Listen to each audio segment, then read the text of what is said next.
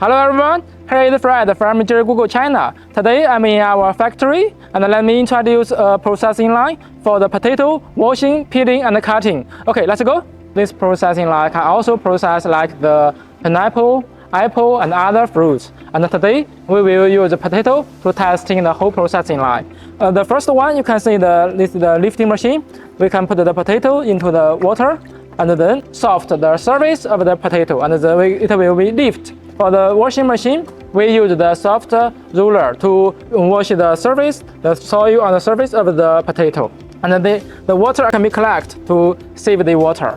And after the washing, and then you can see here is the other sorting line. The potato will roller on the machine. Then the people can sort the potato and take out it.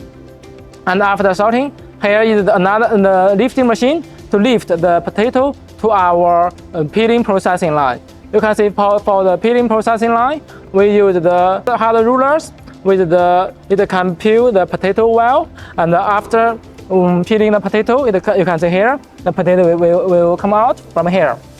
Here is the 6 stations. People can stand picking belt to take out the not peeled potato and then to take it out. And then for the lifting machine will lift the potato from the picking line to this cutting machine. For this line, you can see we designed this processing line.